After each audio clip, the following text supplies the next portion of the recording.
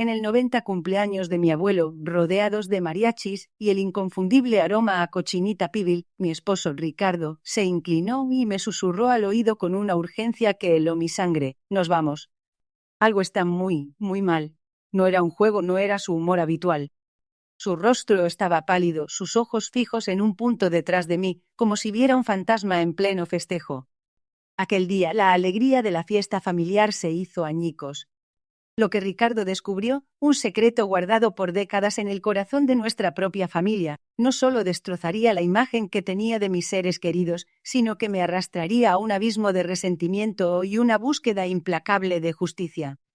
Piensen en el día más feliz de su vida, ese momento de pura dicha donde todo parece perfecto. Ahora, imaginen que en ese mismo instante el suelo se abre bajo sus pies, revelando una verdad tan monstruosa que cuestiona cada recuerdo, cada risa compartida. Eso fue lo que me pasó. Mi abuelo, don Armando, un pilar de la comunidad en Guanajuato, respetado por todos, un hombre que siempre me enseñó sobre honor y rectitud, era el centro de una red de engaños que ni en mis peores pesadillas hubiera concebido. La noche del cumpleaños, en lugar de celebrar, Ricardo y yo estábamos en nuestra casa, él con documentos esparcidos por la mesa, yo con el corazón latiéndome a 1000 por hora. Había encontrado unas viejas escrituras, un testamento oculto y unas cartas amarillentas. Cada palabra leída era un puñal que se clavaba más hondo. Mi propia tía, la dulce tía Elena, a quien yo adoraba, había conspirado con un abogado sin escrúpulos para despojar a mi abuelo de sus tierras, las mismas que habían sido de mi bisabuelo, un legado que debía ser para todos nosotros. Lo hicieron cuando mi abuela, la Verda, era dueña, yacía enferma en cama, incapaz de defenderse. Habían falsificado su firma, manipulado papeles y, lo que es peor, habían envenenado la mente de mi abuelo contra su propia hija, mi madre, para que nunca sospechara. El dolor de la traición era insoportable. No era solo el dinero o las tierras. Era la mentira, la manipulación de la confianza más sagrada, el haber usado la enfermedad y la vejez para su beneficio. Esa noche el amor que sentía por mi tía se transformó en una rabia helada, una obsesión por desenterrar cada detalle, por exponer cada falsedad. Ricardo intentó calmarme, pero la imagen de mi abuelo, tan vulnerable, y la memoria de mi abuela, tan frágil, me consumían. ¿Cómo pudieron hacerle eso a personas que confiaban ciegamente en ellos? ¿Cómo pudieron sonreírnos a la cara todos estos años, sabiendo la oscuridad que ocultaban? Lo que siguió fue un descenso a un infierno personal. Me convertí en una sombra investigando, reuniendo pruebas, enfrentando a quienes creía mis aliados y descubriendo que algunos de ellos también estaban implicados. Cada puerta que abría revelaba otra capa de podredumbre. La familia, ese santuario de amor y apoyo, se había convertido en un campo de batalla donde la codicia y la envidia habían sembrado la destrucción. Pero no me detendría. No permitiría que la verdad permaneciera enterrada. Mi abuelo, mi abuela y el legado de mi familia merecían justicia. Y yo, la nieta que siempre creyó en la bondad de los suyos, me aseguraría de que la obtuvieran sin importar el costo. Prepárense para una historia donde el amor se convierte en furia, la confianza en traición y la búsqueda de la verdad lo cambia todo. El sol de la tarde se filtraba por los vitrales de la casa de mi abuelo, pintando el suelo de mosaico con patrones de luz de orada. El aire olía a carnitas recién hechas y a la tierra húmeda de las macetas de geranios que adornaban el patio. Era el cumpleaños número 90 del abuelo, una celebración que habíamos planeado durante meses, y la casa estaba llena del bullicio familiar, risas y la música de un mariachi que tocaba las mañanitas con un fervor conmovedor. Mi esposo, Ricardo, estaba a mi lado, su mano apretando la mía con una firmeza que me pareció inusual. Mi abuelo, don Francisco, se sentaba en su sillón favorito, un trono de madera tallada y cojines deslavados por el tiempo, sonriendo a cada pariente que se acercaba a felicitarlo. Sus ojos, antes tan vivos y penetrantes, ahora tenían un brillo suave, casi etéreo. Había sido el pilar de nuestra familia, un hombre de principios inquebrantables, un verdadero patriarca a la antigua usanza mexicana. Nos había enseñado el valor de la palabra, la importancia del honor y la lealtad, lecciones que yo, Sofía, atesoraba más que cualquier joya. La tía Elena, con su voz chillona y su risa contagiosa, se acercó con un plato de mole poblano, insistiendo en que Ricardo y yo probáramos su secreto de familia. Ricardo sonrió, aceptando un pequeño bocado, pero noté una tensión en su mandíbula. Su mirada no dejaba de escanear la habitación, deteniéndose en ciertos rostros, en ciertos rincones, como si buscara algo o a alguien. Esa inquietud no era propia de él. Ricardo siempre había sido la calma en mi tormenta, el ancla en mi mar.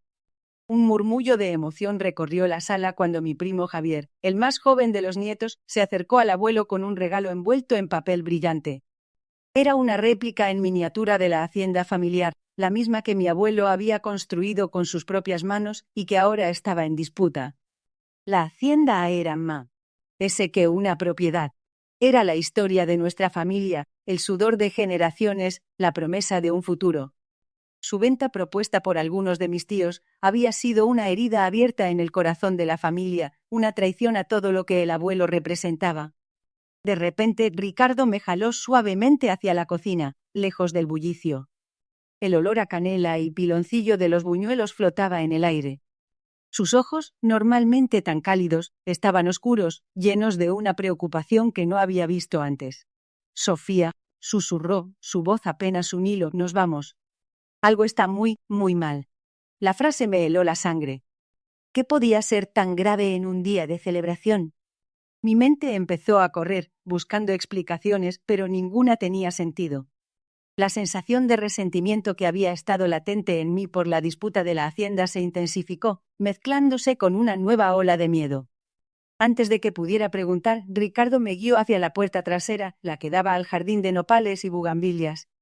En el umbral se detuvo, su mirada fija en un punto más allá de los árboles. Seguí su línea de visión y vi a mi tío Fernando, el hermano menor de mi padre y uno de los principales impulsores de la venta de la hacienda, hablando en voz baja con un hombre desconocido. El hombre era alto, vestido con un traje impecable que parecía fuera de lugar en la atmósfera relajada de la fiesta. Tenía una sonrisa que no llegaba a sus ojos, una sonrisa que me pareció fría y calculadora. Había algo en su postura, en la forma en que Fernando se inclinaba hacia él, casi sumiso, que me envió un escalofrío por la espalda. Ese hombre, Ricardo murmuró, su voz apenas audible, es un abogado de la Ciudad de México. Especialista en bienes raíces complicados.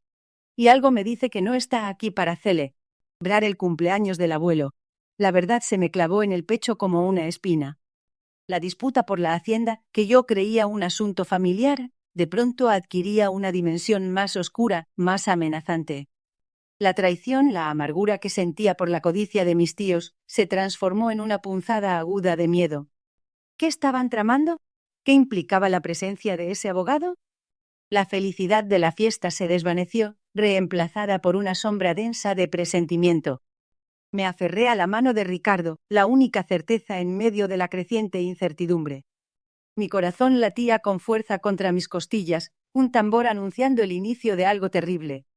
El agarre de Ricardo en mi mano se hizo más fuerte, casi doloroso, pero no me quejé. Su mirada, antes tan inquisitiva, se había clavado en un punto fijo. El abogado, un hombre de traje impecable y sonrisa forzada, que ahora conversaba en voz baja con mi tía Carmen. Ella, siempre tan dulce y sumisa, parecía transfigurada, su rostro endurecido por una expresión que nunca le había visto. Un escalofrío me recorrió la espalda. Ricardo me atrajo hacia él, su aliento cálido en mi oído. Nos vamos. Algo está muy, muy mal. Sus palabras no fueron una sugerencia, sino una orden silenciosa. Me dejé guiar, abriéndonos paso entre la multitud que aún celebraba, ajenos al drama que se cocinaba a fuego lento. Cada risa, cada nota de mariachi, sonaba ahora hueca, una burla a la angustia que me oprimía el pecho. Salimos al patio, el aire fresco de la tarde un alivio momentáneo contra el sofocante ambiente de la casa. Ricardo no se detuvo hasta que estuvimos lo suficientemente lejos de las ventanas, bajo la sombra de un viejo jacaranda. ¿Qué pasa, Ricardo? ¿Qué viste? Le pregunté, mi voz apenas un susurro. Mis ojos buscaban los suyos, desesperada por una explicación. La tensión en su cuerpo era palpable, sus músculos tensos como cuerdas de guitarra. Era el mismo Ricardo que había visto regresar de misiones peligrosas, el mismo que había enfrentado situaciones de vida o muerte con una calma imperturbable. Pero esta vez había algo diferente, una furia contenida que apenas lograba disimular. Él se giró, su mirada oscura y penetrante. Ese abogado. Lo conozco. Es el mismo que representó a los Cortés en el litigio por las tierras de mi abuelo. Son unos buitres, Sofía, especialistas en despojar a las familias de lo que es suyo. Mis recuerdos se precipitaron. Los Cortés, una familia poderosa y sin escrúpulos, habían intentado apoderarse de las tierras de Ricardo hacía años, usando artimañas legales y amenazas veladas. Ricardo había luchado con uñas y dientes, defendiendo el legado de su propia familia. La revelación me golpeó como un rayo. La hacienda, el sueño de mi abuelo, el corazón de nuestra herencia. ¿Estaban intentando arrebatárnosla? ¿Pero por qué? ¿Y la tía Carmen? ¿Qué tiene que ver ella en esto? Mi mente corría a 1000 por hora intentando unir las piezas de un rompecabezas macabro. La idea de mi tía, una mujer que siempre había sido la imagen de la devoción familiar, involucrada en algo así, era simplemente impensable. Ricardo negó con la cabeza, su mandíbula apretada. No lo sé. Pero la forma en que la tía Carmen lo miraba no era una mirada de sorpresa, sino de complicidad. Y el abogado tenía documentos en la mano. Los vi claramente. Eran planos. Planos de la hacienda. La sangre se me heló en las venas. Planos de la hacienda. Eso solo podía significar una cosa.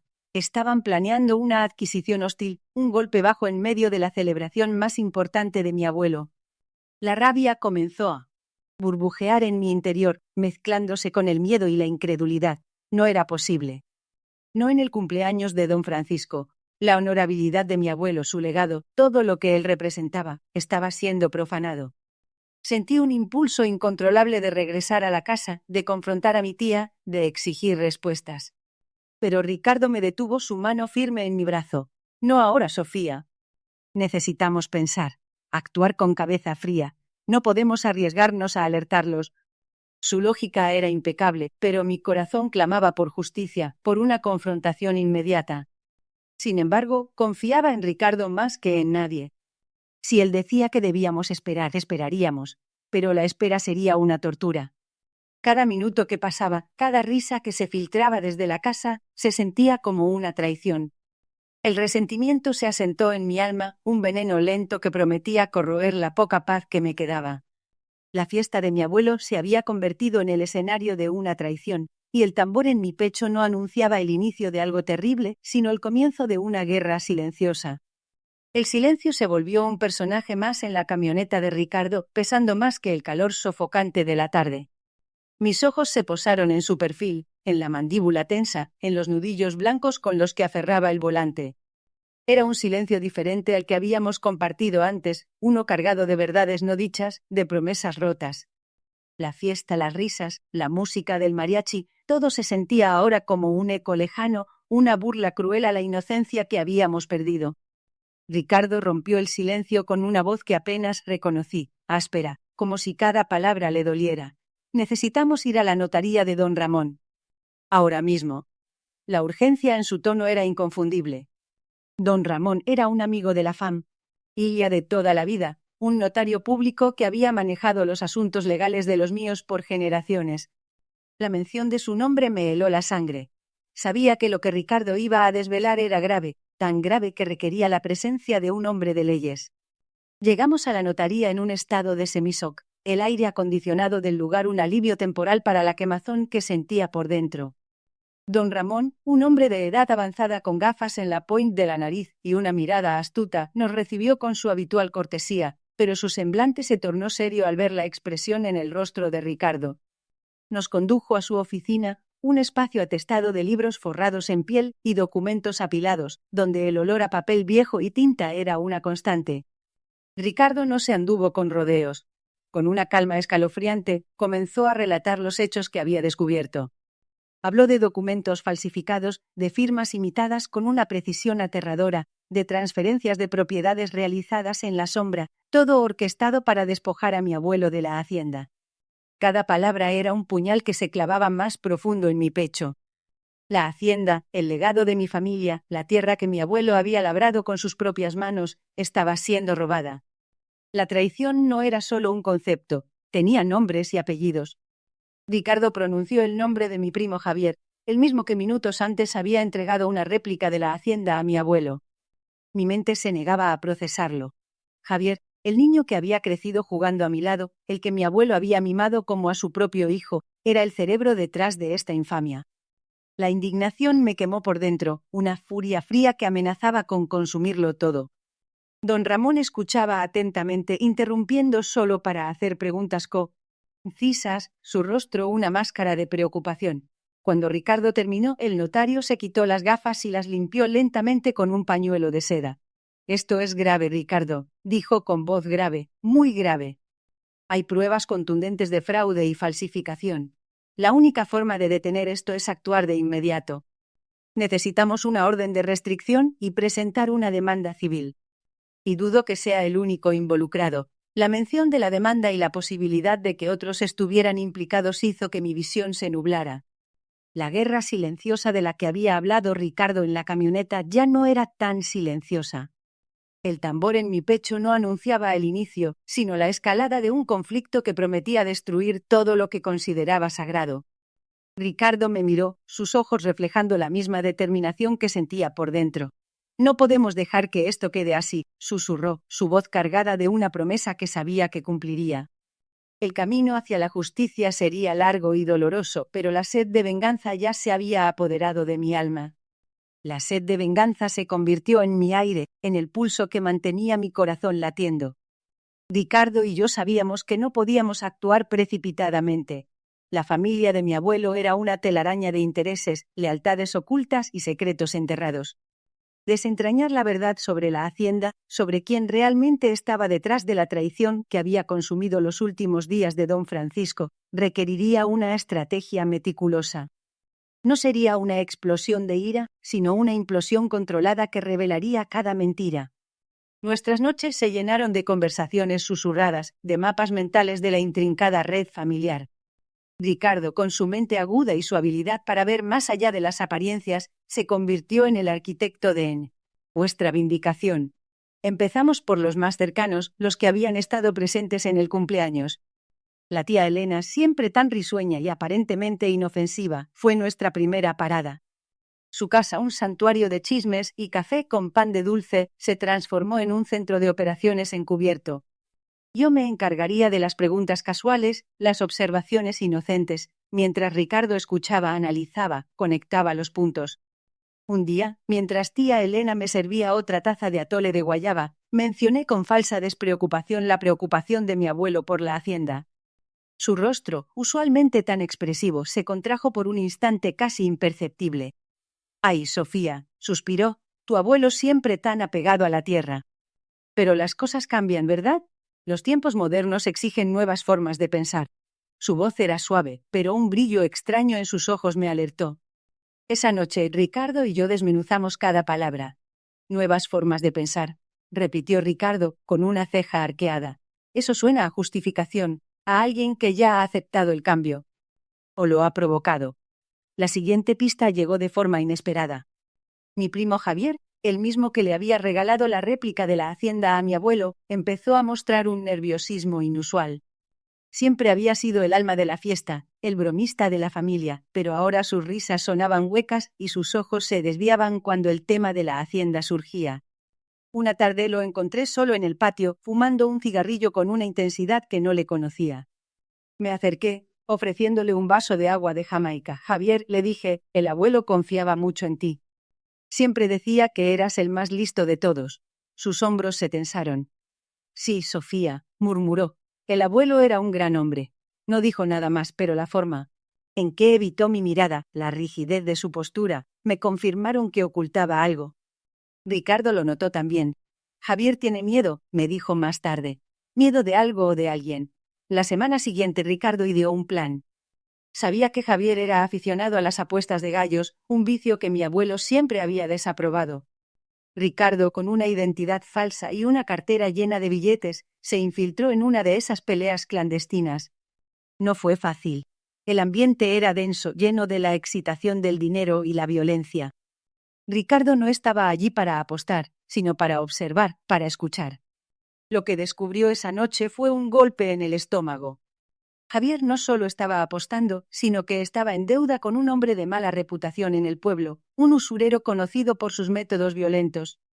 Y lo que es más impactante, escuchó a Javier, en un estado de ebriedad y desesperación, susurrar sobre un trato que lo sacaría de sus problemas, un trato que involucraba la tierra del viejo. El corazón se me heló cuando Ricardo me relató esto.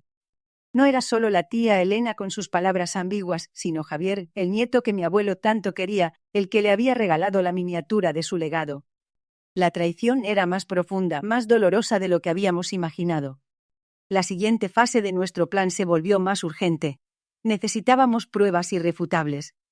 Ricardo, con su habilidad para la tecnología, empezó a investigar las finanzas de Javier, buscando cualquier conexión con transacciones inusuales o movimientos de dinero que pudieran vincularlo con la venta de la hacienda.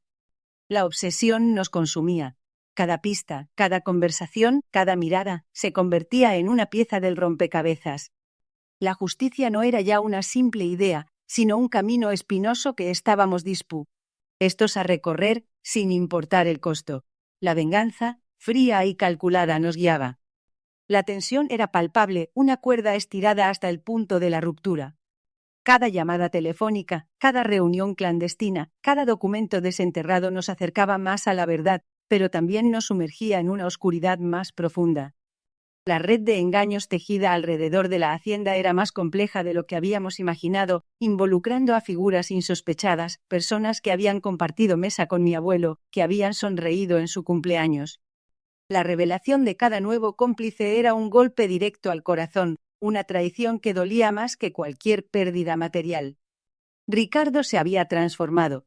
La calma que lo definía había sido reemplazada por una determinación férrea, casi implacable. Sus ojos, antes llenos de una chispa juguetona, ahora albergaban una intensidad que me recordaba a un depredador acechando a su presa. Pasaba horas frente a la computadora, descifrando códigos, rastreando transacciones, conectando puntos que para mí parecían invisibles. Había algo en su obsesión que me asustaba, pero al mismo tiempo me tranquilizaba.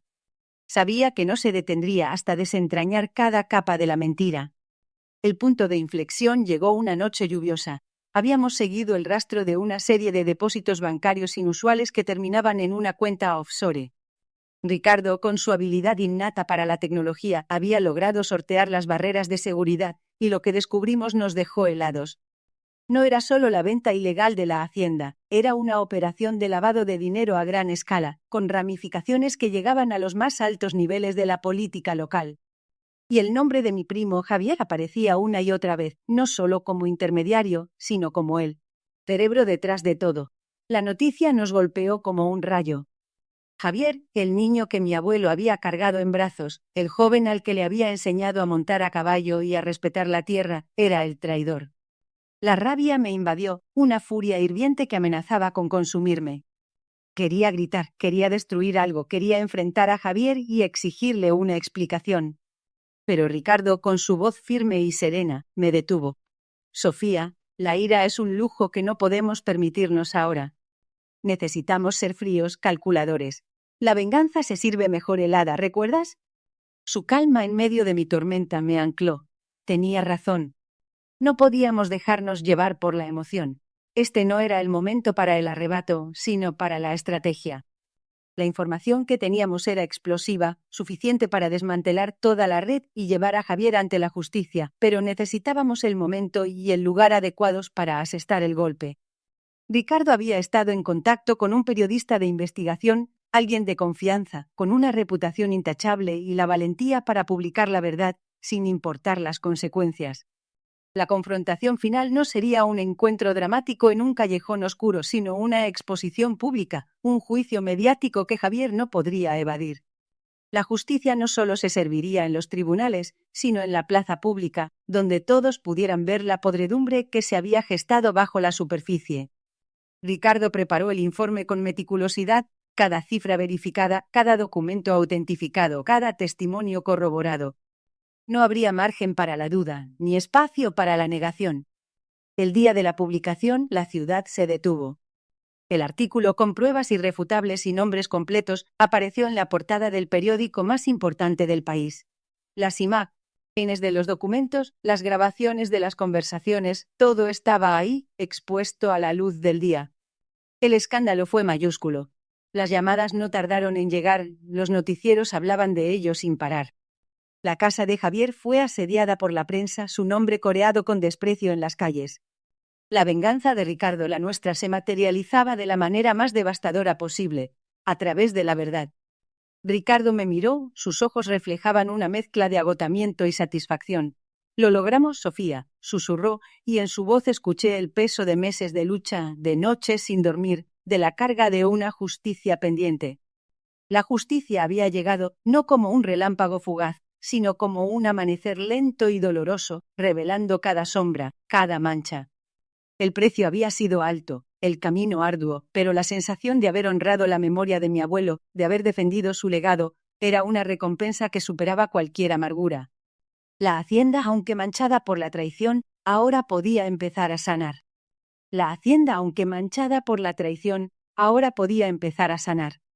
Mi mirada se posó en Ricardo, quien permanecía a mi lado, su mano aún entrelazada con la mía. Había sido mi roca, mi confidente, el motor de mi fuerza durante todo este tormentoso proceso. Él había visto mi resentimiento transformarse en una obsesión ardiente por la verdad, y luego en una búsqueda implacable de justicia. Su apoyo incondicional me había permitido no solo sobrevivir, sino prevalecer. Sentí una punzada de tristeza al recordar el costo de esta victoria. La familia se había fracturado de una manera que quizás nunca se repararía por completo. Las sonrisas forzadas y las miradas esquivas eran un testimonio silencioso de las heridas abiertas. El abuelo, aunque ausente físicamente, seguía siendo el centro de todo, su legado una espada de doble filo que había cortado lazos y revelado verdades incómodas. Ricardo me apretó la mano suavemente, como si leyera mis pensamientos.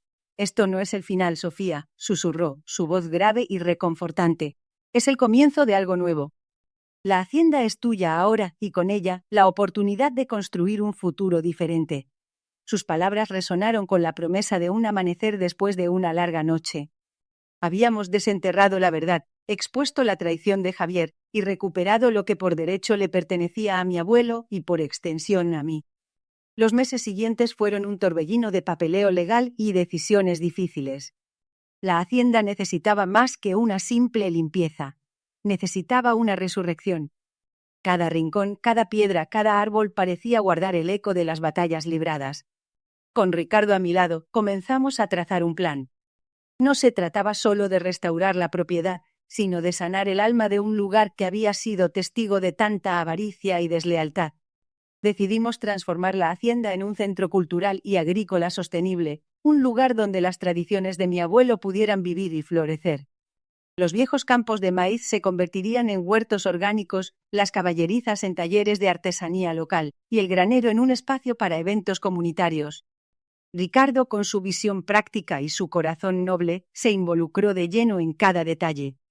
Él no solo me apoyaba, sino que se había convertido en un socio indispensable en esta nueva etapa de mi vida. La primera vez que abrimos las puertas al público, sentí una oleada de emoción abrumadora. Las risas de los niños llenaban el patio, el aroma de tortillas recién hechas flotaba en el aire, y el eco de la música folclórica sustituía el silencio que una vez había sido testigo de la intriga. Vi a Ricardo observando la escena, una sonrisa genuina en su rostro. En sus ojos vi la misma paz que comenzaba a instalarse en mi propio corazón. La justicia había llegado, sí, pero no como un acto de venganza que consume, sino como una liberación que permite la reconstrucción. Javier, aunque había enfrentado las consecuencias legales de sus acciones, no había sido el foco de nuestra energía. Nuestra atención se había volcado hacia la creación, hacia el futuro. El legado de mi abuelo no se definiría por la traición, sino por la resiliencia, la comunidad y la esperanza. Una tarde, mientras el sol se ponía sobre los campos de agave, tiñendo el cielo de tonos anaranjados y morados, Ricardo y yo nos sentamos en el porche, el mismo lugar donde mi abuelo solía contar sus historias. El aire fresco de la tarde traía consigo el aroma de la tierra mojada. «Lo logramos, Sofía», dijo Ricardo, su voz llena de orgullo. «Lo logramos», asentí, apoyando mi cabeza en su hombro. La amargura persistía en algunos rincones de mi alma, una cicatriz de lo vivido, pero ya no me consumía. Había aprendido que la verdadera victoria no estaba en la caída de otros, sino en la capacidad de levantarse, de sanar y de construir algo hermoso a partir de las ruinas. La hacienda ya no era solo un lugar, era un testamento a la fuerza del espíritu humano, un santuario donde el honor de mi abuelo finalmente descansaba en paz. Y yo, junto a Ricardo, estaba lista para escribir el siguiente capítulo de nuestra historia, uno lleno de esperanza y propósito. El aire en la sala se volvió denso, cargado de una verdad que nadie quería enfrentar. Ricardo, con el rostro pálido y los ojos inyectados en sangre, no podía negar lo que la contadora había revelado. O mi abuelo, sentado en su silla de ruedas, miraba a su hijo con una mezcla de dolor y decepción que me partía el alma. La traición era palpable, un veneno que había corroído los cimientos de nuestra familia durante años. Las palabras de Ricardo, un balbuceo incoherente de excusas y mentiras, se desvanecieron ante la evidencia irrefutable. Los documentos detallaban cada peso desviado, cada propiedad hipotecada a espaldas de mi abuelo, cada negocio turbio que había montado con el dinero de la familia. No era solo un robo, era una aniquilación lenta y calculada de todo lo que mi abuelo había construido con sudor y lágrimas desde que llegó a este país. Mis entrañas se retorcían con una mezcla de rabia y tristeza. ¿Por qué, Ricardo? ¿Por qué hiciste esto? La voz de mi abuelo era apenas un susurro, pero resonó en la sala como un trueno. Ricardo se encogió, su arrogancia habitual completamente desvanecida. La máscara de hijo ejemplar se había roto en 1000 pedazos, revelando al hombre ambicioso y sin escrúpulos que había sido todo este tiempo. La verdad, tan dolorosa, era también liberadora. La obsesión que me había consumido durante meses, esa necesidad imperiosa de desenterrar la verdad, finalmente encontraba su recompensa. Los días siguientes fueron un torbellino de abogados, reuniones familiares y la ineludible confrontación legal. Ricardo intentó negociar, suplicar, incluso amenazar, pero ya no había vuelta atrás. Mi abuelo, aunque devastado, mostró una fortaleza que solo los años y las adversidades pueden forjar. Decidió que la justicia debía prevalecer, no solo por él, sino por el legado de la familia. Ver a mi abuelo, un hombre que siempre había sido el pilar de nuestra casa, tan herido, encendió en mí una determinación inquebrantable. El proceso legal fue largo y agotador, una odisea que puso a prueba cada fibra de nuestra paciencia. Pero finalmente el veredicto llegó. Ricardo fue declarado culpable de fraude y malversación. La sentencia, aunque no podía devolvernos el tiempo perdido ni sanar las heridas emocionales, trajo consigo una sensación de cierre. Verlo esposado, su figura antes imponente ahora reducida a la de un hombre quebrado, no me dio la alegría que creí que sentiría. En cambio, hubo una extraña mezcla de alivio y una profunda tristeza por lo que habíamos perdido. Mi abuelo, con el tiempo, comenzó a recuperarse. La casa, el negocio, todo lo que Ricardo había intentado arrebatarle se recuperó. La amargura persistía, como una cicatriz invisible, pero la vida, a su manera, encontró un nuevo ritmo. Aprendí que la justicia a veces es agridulce, que la venganza no siempre trae paz, pero que la verdad, por dolorosa que sea, siempre es el camino hacia la verdadera libertad. La familia, aunque marcada, encontró una nueva forma de unirse más fuerte y más honesta que nunca.